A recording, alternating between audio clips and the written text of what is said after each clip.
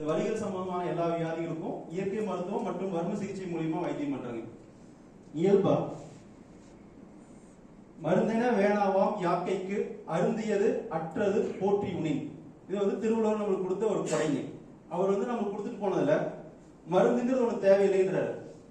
எப்ப ஏன் எப்படி அப்படின்னு நம்ம ஒரு கேள்வி கேட்டா அவர் என்ன சொல்றாருன்னா, இந்த உடம்புக்கு வந்து மருந்து தேவையில்லப்பா அப்படின்னு சொல்றாரு. எதுக்காக அப்படின்னா, அருந்தியது அற்றது போற்றி உணின். நான் என்ன சாப்பிட்டேன், எப்படி சாப்பிட்டேன், எங்க சாப்பிட்டேன், அது எனக்கு செரிமானம் ஆச்சா ஆகலையா, இதை நான் தெரிஞ்சுக்கிட்டு என்னோட அறிவு மூலியமா தெரிஞ்சுக்கிட்டே உடம்புல என்ன சொல்லுன்னு புரிஞ்சுக்கிட்டாவே எனக்கு வந்து மருந்து ஒன்று தேவையில்லைன்றாரு. இன்னைக்கு நம்ம வந்து விருந்தவங்களோட ஒரு பண்புல காலையில் நான் இங்கே உள்ள வந்தோன்னு என்ன சொன்னீங்க, ஒரு ஃப்ரூட்ஸ் வெஜிடபிள்ஸ் கட்டிங்ஸ் வந்து ஒரு சூப் இது எல்லாமே கொடுத்து நீங்கள் சாப்பிடுங்கன்றோம். இப்போ நம்ம எல்லாத்தையும் பார்க்கும்போது நல்லா இருக்கீங்களான்னு ஒரு கேள்வி கேட்போம். அடுத்து என்ன சொல்லுவோம்னா சாப்பிட்டீங்களா அப்படின்னு ஒரு வார்த்தையை கண்டிப்பாக போடுவோம். நம்ம எதுக்காக சாப்பிடணும்? நம்ம பொதுவாக நம்ம எல்லாத்தையும் பார்க்கும்போது நம்ம சாப்பிட்டீங்களான்னு கேட்கணும். மேபி எதுக்காக நம்ம அந்த விருந்தவங்கள்ல சாப்பிட்டீங்களான்னு எதுக்கு நம்ம கேட்கணும்? ஃபர்ஸ்ட் ஏதாவது ஐடியாங்க? என்ன? பசியோடு இருக்கக்கூடாது, உடம்பு நல்லா இருக்கணும்.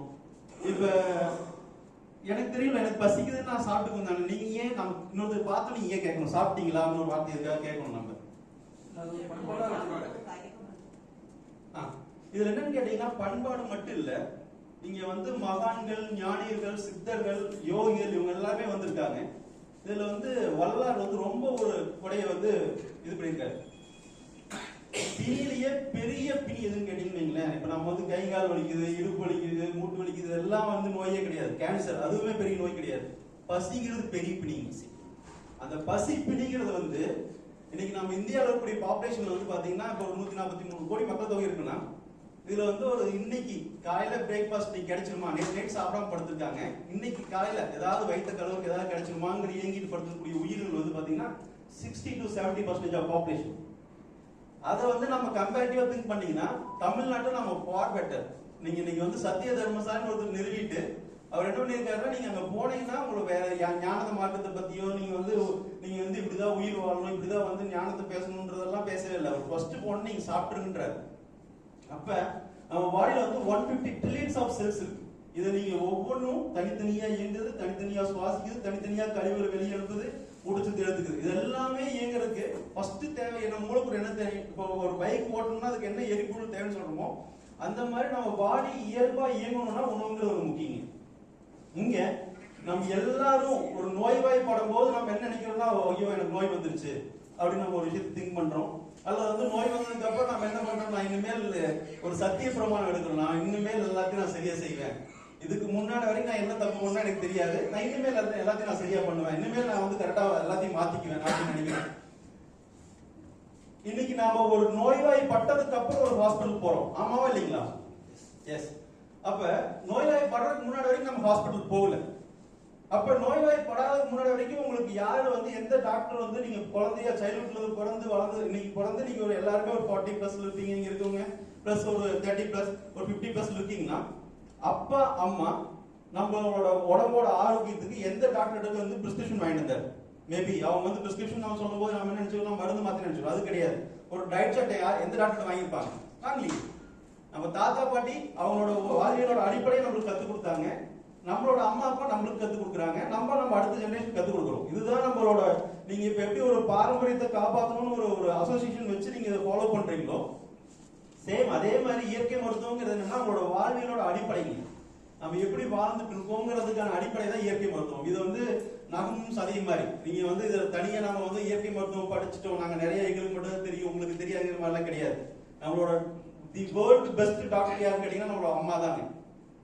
அம்மா வந்து என்ன சொல்றது, ஃபுட் அண்ட் ப்ராசஸிங் சயின்ஸ்ல PhD பண்ணல, ஆனா நம்ம இன்னைக்கு இவ்வளவு பெரிய ஆளாக்கியிருக்காங்க.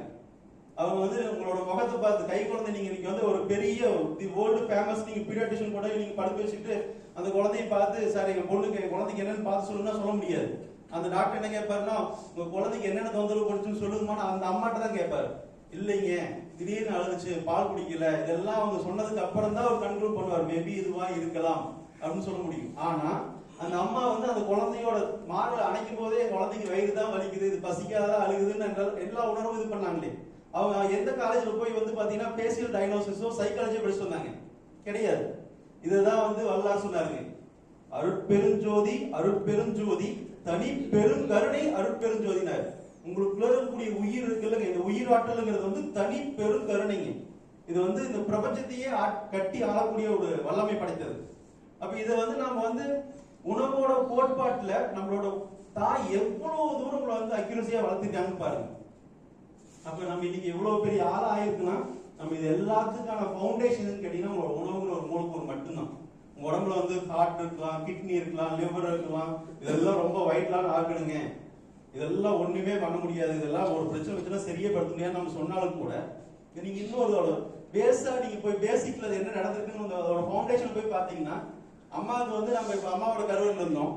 அந்த அம்மா கருவறையில வந்து பாத்தீங்கன்னா அப்பாட்ட இருந்து வந்து ஒரு விந்தணுவும் அம்மாட்ட இருந்து வந்து ஒரு கருமுட்டையும் சேர்ந்துதான் நான் இன்னைக்கு இவ்வளவு பெரிய உருவமா இருக்கேன். இப்ப நீங்க முன்னாடி பாத்தீங்கன்னா நீங்க எல்லாருமே அதே மாதிரி தான் உருவாக்கிங்க. இனிமேல் ஃபியூச்சரிஸ்டிக்கா வந்தாலும் அந்த ஜெனரேஷன் அப்படிதான் வர முடியும், வேற ஆப்ஷன்லாம் கிடையாது. நம்ம வந்து குளோனிங் சொல்றோம், டெஸ்ட் பேபி சொல்றோம், எல்லாமே இதோட ஃபண்டமெண்டல் பேசிக் இது மட்டும்தான். அம்மாவோட கருவறையில உள்ள வளரும்போது நம்ம எப்படி வளர்ந்தோம்? அம்மா ஏதாவது வாந்தி எடுத்தாலோ ஏதாவது பண்ணாலும் ஏதாவது அரைவரையா உள்ள உணவு சேர்த்து அதன் மூலியமா நம்ம கருவா வளர்ந்துருக்கோம். அது ஒரு 10 மாசத்துக்கு அப்புறம் வெளியில வந்துட்டோம். வெளியில வந்ததுக்கு அப்புறம் அவங்க என்ன பண்ணாங்க, நம்மளுக்கு தாய்ப்பால் கொடுத்தாங்க. அந்த தாய்ப்பால் எப்படி வந்துச்சு? அவங்க வந்து சாப்பிட்ட சாப்பாடு மூலியமா தான் தாய்ப்பால் வந்துச்சுங்க. அப்ப இது எல்லாத்துக்கான பேசிக். நம்ம தாய்ப்பால் மறக்கடிக்கும் போது என்ன பண்ணாங்க, அவங்க என்ன உணவு சாப்பிட்டுருந்தாங்களோ அதை நம்ம கிட்ட வந்து கொடுத்தாங்க. அப்ப இதோட விளைவா தான் நம்ம இன்னைக்கு இவ்வளவு பெரிய ஹியூமன் பீயிங்கா மாறி இருக்கோம். இன்னும் நம்ம ஒரு 100 வருஷம் ஆனாலும் நம்ம இப்படிதான் இந்த தலைமுறைக்கு இந்த பூமி எத்தனை வருஷம் இருக்க முடியுமோ, உயிரினங்கள் வாழ முடியுமோ, இது எல்லாமே தொண்டு தொட்டி இப்படிதான் வடிவமைக்கப்பட்டதுக்கு. ஆனா இன்னைக்கு நம்ம வந்து கம்யூனிகபிள் நான் கம்யூனிகபிள் 2 வகையா நோய் பிரிக்கிறோம். தொற்று நோய், தொற்று இல்லாத நோய்னு 2ஆ பிரிக்கிறோங்க. தொற்று நோயில வந்து நம்ம சொல்றது என்னன்னா, இப்ப இன்னைக்கு வந்து கோவிட் வந்து போச்சு பாத்தீங்களா, இது எல்லாமே ஒருத்தருக்கு வந்துச்சுன்னா ஒருத்தருக்கு வரலாம் அப்படிங்கிற மாதிரி. இதே வந்து தொற்று இல்லாத நோய்னு சொல்ல போது, அதாவது நான் கம்யூனிகபிள் டிசீஸ் சொன்னீங்கன்னா வந்து பாத்தீங்கன்னா diabetes mellitus, hypertension, heart disease, cancer, இது எல்லாமே தொற்று இல்லாத நோய். இந்த மாதிரி எக்ஸெட்ரா நிறைய வச்சுக்கலாங்க. எனக்கு இருந்தா இன்னொருத்தருக்கு வரணும்னு அவசியம் இல்லை. ஆனா இன்னைக்கு வந்து ஹார்ட் அட்டாக், சாப்பிட்டு நைட் நல்லா தானே படுத்தா காலையில் எந்திரிக்கணும். அப்ப இதுக்கான காரணம் என்னன்னு கேட்டீங்கன்னா, இது வந்து அவருக்கு முன்கூட்டியே அறிகுறி தெரியலையா, ஏங்க தெரியாம போச்சு, நல்ல மனுஷருங்க, நல்லா பேசுவாருங்க, நல்லாவே இருந்தாருங்க, அந்த மாதிரிலாம் அவர் போவாருன்னு நினைச்சு கொடுப்பாங்கன்னு நம்ம நினைக்கிறோம். அப்ப இது எல்லாமே தொற்று இல்லாத நோயில நாம வந்து மாண்டு போறதுக்கான முதல் காரணம் என்னவா நினைக்கிறீங்க? உணவு பழக்கம். இது 100% நம்புறீங்களா? அப்ப ஏன் எந்த டாக்டர் நம்ம போனாலும் உணவு பழக்கத்தினாலதான் உங்களுக்கு அந்த பிரச்சனை வச்சுன்னு சொல்ல மாட்டேங்கிறாங்க? என்ன சொல்றாரு, சொல்ற போதே வந்து சாப்பாடு எனக்கு குறைங்க, இதை வந்து சாப்பிடாதீங்கன்னு சொல்றாரு. இப்ப நீங்க இதை வந்து ரொம்ப எல்லாருமே அனலைன் பண்ண வேண்டிய இடத்துல ஒரு சார் பேசுறாரு. இப்ப ஒரு டாக்டர்கிட்ட போறோம், ஒரு டாக்டர் எனக்கு வந்து ஒரு நோய் வந்திருக்கு. நோய் வந்தோடனே டாக்டர் போய் சுகரா இருக்கலாம், ஹைப்பர் டென்ஷனா இருக்கலாம், வேற ஏதாவது ஒரு நோய்க்காக நான் போறேன். அந்த டாக்டர் என்ன பண்றாரு, ஃபர்ஸ்ட் எடுத்துலயும் உங்களோட எல்லா பேராமீட்டர் செக் பண்றாரு. செக் பண்ணதுக்கு அப்புறம் என்ன கரெக்டா சாப்பிடுவீங்களா, தூங்குறீங்களா, இது எல்லாத்தையும் கேட்கிறாரு. மேபி ஒரு சில டாக்டர் கேட்கறது இல்லை. ஒவ்வொரு பிரிஸ்கிரிப்ஷன் வந்து என்ன பண்றாங்க, உங்களோட பேராமீட்டர்ஸ் செக் பண்ணிட்டு அதை வச்சு அதுல எது அதிகமா இருக்கு எது கம்மியா இருக்குன்னு பார்த்து இதை சாப்பிடுங்கன்னு சொல்லி எழுதி கொடுத்துறாரு. இப்ப நீ காலைல வந்து அட்வொகேட் சார் பேசும்போது அவர் ஒரு தகவல் சொன்னார், எனக்கு வந்து எந்த தொந்தரவுமே எல்லாம் கொலஸ்ட்ரால் மட்டும்தான் இருக்கு.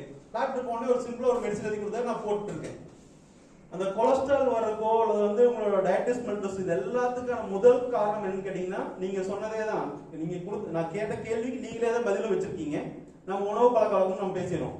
இந்த உணவு பழக்க வழக்கத்துல வந்து பாத்தீங்கன்னா ஒரு வியாதி வர மாதிரி தான் நம்ம ஈஸியா சரிப்படுத்திக்க முடியுமா முடியாதுங்களா? முடியும். ஏன் நம்ம யாரும் சரிப்படுத்திக்கல?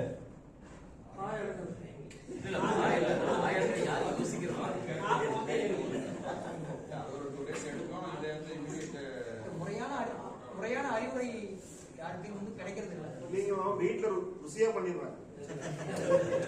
இதுல என்ன ஒரு நம்ம வந்து நம்ம சார் சொன்ன மாதிரி வாய் அடக்கிறது இல்ல, வீட்டுல ருசியா பண்றாங்க. இது எல்லாத்துக்கும் மேல நம்மளுக்குள்ள ஒரு ஒரு ஒரு வில்லன் இருக்காரு. வில்லன் கேரக்டர் வந்து ஆக்டிவேட் ஆயிடுறாரு. என்ன ஆயிரப்போகுது பாத்துக்கலாம் அப்படின்னு ஒரு கேரக்டர் நம்ம வந்து தனியா அவர் வந்து அந்த டைம் மட்டும்தான் அந்த மோடுக்கு வருவாரு. அவர் வந்து ஆக்டிவேட் ஆயிட்டதுக்கு அப்புறம் பாத்துக்கலாம் அப்படின்னு ஒரு ஏதோ மலையே கட்டினா நம்ம சாய்க்கிற மாதிரி நம்ம அந்த ஒரு கான்ஃபிடன்ட் உள்ள வந்துருது. அது 100% சரியா தப்பான்னு கேட்டீங்கன்னா, நான் ஒரு இயற்கை மருத்துவம் என்ன சொல்றேன்னா 100% சரிதான். ஆனா அது எப்ப சரியா இருக்குன்னு நான் சொல்லிடுறேன்.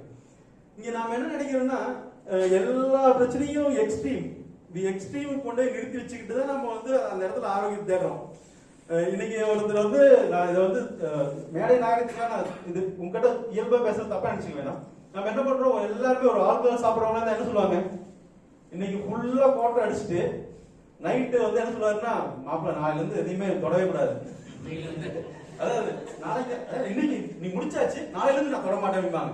ஆனா அந்த 6 மணி ஆகும் என்ன பண்ணுவாருன்னா, ஏதோ தோணுது, ஏதோ ஒரு அரை கட்டிங் போட்டா கட்ட, இது ரொம்ப எக்ஸ்ட்ரீமா போக வேண்டாம், ஆனா கம்மியா எடுத்துக்கலாம். நான் மலேசியா போன போது அங்க இருந்த ஒரு நிறைய பீப்புள், அவங்க வந்து 60+ எல்லாத்தையும் நான் பாக்குறேன். அங்க இருக்கக்கூடியவங்களையும் பார்த்த வரைக்கும் நான் புரிஞ்சுட்ட ஒரு விஷயம், காலையிலிருந்து சாயந்தரம் வரைக்கும் ஒரு பம்பரமா வேலை செய்வாங்க.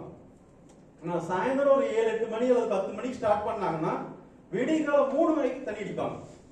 ஆனா எனக்கு டீடோட்டலர், எனக்கு எந்த ட்ரிங்க் பழக்கம் கிடையாது. நான் அவங்க கூட உட்காந்து பேசுறதுன்னா அவங்க டாக்டராகவும் பார்ப்பாங்க, பிளஸ் ஒரு ஃப்ரெண்டாகவும் பார்க்கும்போது பேசும்போது ரொம்ப ஜோவியலா நான் பார்க்க முடியுதுன்னா, இந்த பழமொழி சொல்லுவாங்க, குடியாத பேச்சு விடிஞ்சா போச்சுன்ற மாதிரி, அது நைட் எல்லாம் பேசுறது தான் எக்ஸ்ட்ரீம் இருக்கும். காலையில பாத்தீங்கன்னா அப்படி ஒரு விஷயத்த நான் பேசுறேன்னா, அப்படியா நானா பேசுறேன் அப்படின்ற மாதிரி இருப்பாங்க. அப்ப நம்மளோட தாட்ஸ் வந்து நம்மளோட எண்ணங்களோட ஆளுமை நம்ம கிட்ட இல்ல.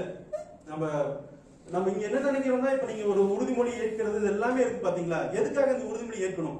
நம்ம ஒவ்வொரு டைமும் நீங்க 30 செகண்டோட இது வந்து நீங்க பேசுறீங்க. இப்ப இந்த கான்ஃபரன்ஸ்ல வந்து நீங்க ஒவ்வொரு நாளுமே ஒவ்வொரு மீட்டிங்லயும் எதுக்காக உறுதிமொழின்னு எதுக்காக நாங்க பேசணும்? உறுதிமொழி எதுக்காகங்க? எந்த ஒரு விஷயத்தை அதன்படி நம்மளோட வாழ்வியலோட அடிப்படை எதுங்க? இப்ப நீங்க வந்து நீங்க ஒவ்வொரு நாளும் நம்ம டேவை நம்ம மூவ் பண்ணிட்டு இருக்கோம். நம்ம ஒவ்வொரு நாளும் இன்னைக்கு நேத்து நைட்டு ஆச்சு, இன்னைக்கு விடிஞ்சிருச்சு, திரும்ப நீங்க நைட் ஆயிரும். ஆனா நம்ம எதோட அடிப்படையில் நம்ம வேலை செஞ்சுட்டு இருக்கோம்? சூரியன்கிறது வந்து டேவை நம்ம மெஷர் பண்றோம். அதாவது நிலாவும் சூரியனும் வச்சு நம்ம வந்து ஒரு நாள் முடிஞ்சிச்சு ஆரம்பிச்சுன்னு ஒரு கணக்கு வச்சுக்கிறது. நம்மளோட எண்ணங்கள் தான். நாளைக்கு காலையில் என்னோட வேலை இது இருக்கு, அப்ப நம்ம அதை கமிட்மெண்ட் இதோட தான் நம்ம ஓடிட்டு இருக்கோம். லைஃப் நம்ம அப்படிதான் ஓட்டுறோம். அப்ப நம்ம எதுவாக நினைக்கிறோமோ அதுவாகவே மாறுகிறோம். நீ எதுவாக நினைக்கிறாயோ அதுவாகவே மாறுகிறேன்னு சொன்னாங்க இல்லைங்க. அப்ப உங்களோட எண்ணங்கள் மூலியமா தான் உங்களோட காக்கக்கூடிய கடவுள் யாருன்னு கேட்டீங்கன்னா உங்களோட எண்ணங்கள் தான்.